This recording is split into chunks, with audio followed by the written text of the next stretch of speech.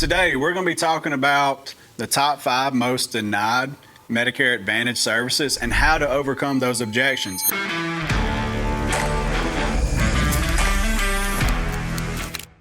My name is Josh Popek. I'm the sales manager here at Brock Partners. Let's go ahead and dive into it. So, a lot of the times, guys, whenever we do get objections, we train every single day on how to overcome those objections.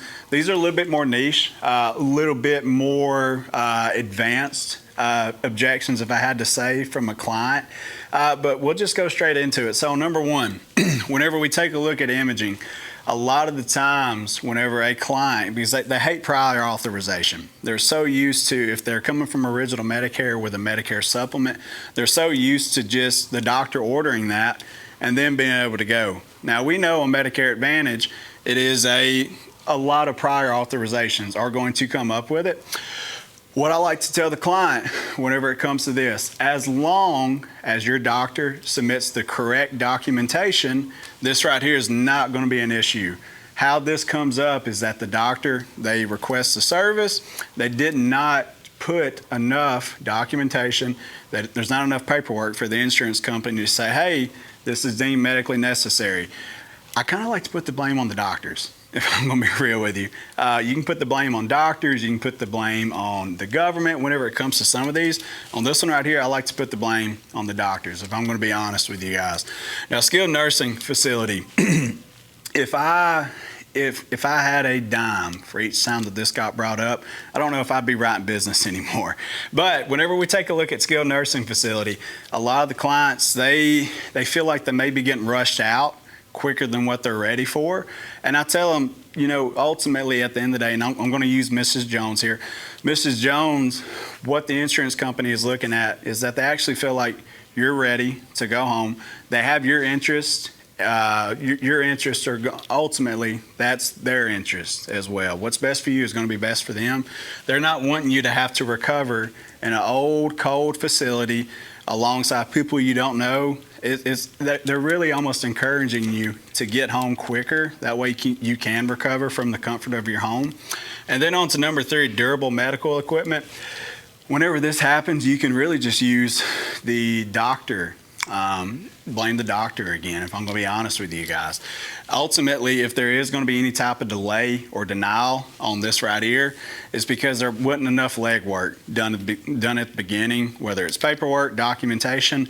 The doctor ultimately did not do enough to make sure that this would get approved. If someone's needing a wheelchair or a walker or a hospital bed, the insurance company, if they actually need it, they have the correct paperwork and documentation, they're going to get it. I tell that to my clients all the time. Another thing to consider, overcoming these objections, is that you're actually going to be one of the greater assets for them whenever they go onto the Medicare Advantage plan. You can tell them that you're around, or that you offer around-the-clock service, free claims, free lifetime billing, but then also having to reach out to the doctor's office, having to reach out to the insurance company to see what the issue is. That right there is ultimately what you're wanting to do whenever it comes to overcoming all these objections. But then also outpatient surgery. A lot of times the insurance company, and this is my go-to on the outpatient surgery, if someone's coming from original Medicare, a doctor can order just about any service to happen. Now, the way the insurance company sees it, and this is how I see it as well, I actually see prior authorization in this scenario being a pro instead of a con. The insurance company, they do want to deem that it is medically necessary at the end of the day. How I phrase that is that, you know, Mrs. Jones, the doctor's saying that you need surgery. The insurance company, they actually disagree with the doctor. They feel like you could go to physical therapy. That way you don't have to go under the knife and you don't have a longer recovery. They feel like you can do a much more simple recovery at physical therapy. The plan does cover that as well. It's a cheaper copay than what an outpatient surgery copay could be. They just feel like this is the first alternative. And sometimes I will agree with them whenever it comes to that. Now, number 5, medications. A lot of times whenever this comes up, if a client feels like they need a brand medication, if the doctor prescribed that, where we're going to see a denial on this is is that the insurance company, there's a thing called step therapy where they feel like you can start with a generic medication. If that generic medication doesn't work, then they will eventually approve the brand medication. But they do want to see the client try out the generic medication first. Now, how I talk to the client about this, whenever they do call in, they go to the pharmacy, they find out that the insurance is not covering that brand medication, and I tell them, okay, well, Mrs. Jones, it looks like there was some kind of documentation or paperwork error when the doctor sent that over. If they're approving the generic medication, good news on your behalf, you're actually going to save a little bit of money at the pharmacy. Generic medications, from my experience, are usually going to be a much, much lower copay that's going to fall under tier 1 or tier 2, which is typically a $0 copay.